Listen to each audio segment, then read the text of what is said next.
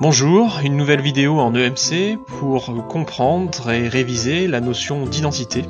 Dans son acceptation générale, l'identité désigne l'ensemble des caractéristiques qui font d'un individu une personne unique.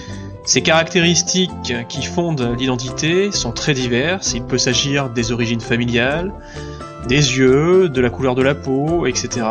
Chaque personne possède plusieurs identités. Quelles sont ces identités ?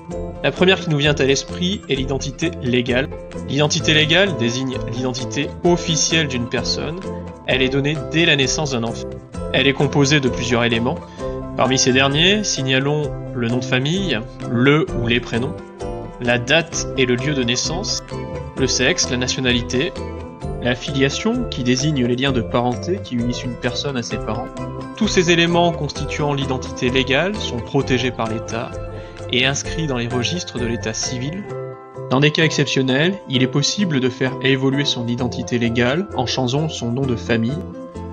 À côté, l'identité personnelle n'a aucun fondement juridique, elle rassemble elle aussi des éléments qui permettent de reconnaître et d'identifier une personne. Ces éléments sont très variés, il peut s'agir du sexe, de l'histoire familiale, des goûts par exemple pour le basket. Contrairement à l'identité légale, qui évolue très peu, l'identité personnelle évolue constamment. L'identité personnelle s'enrichit au cours de la vie en fonction des choix de chacun, des rencontres, des loisirs. Aux identités légales et personnelles s'ajoute une troisième identité, l'identité numérique. L'identité numérique désigne l'ensemble des informations personnelles que l'on trouve sur Internet et qui concernent un individu.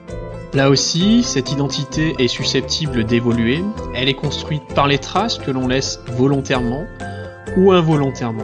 Cette identité numérique peut consister en un profil Facebook, en un compte Snapchat, des photographies sur Instagram, ou dans un article, dans un blog montrant ou mentionnant la personne. Il est possible de tester son identité numérique en tapant son nom et son prénom dans un moteur de recherche comme Google, ou en passant par des applications comme WebMe. Cela permet de contrôler son identité numérique et de la protéger. La CNIL, c'est-à-dire la Commission nationale informatique et liberté, fournit des conseils pour préserver et protéger son identité sur le web.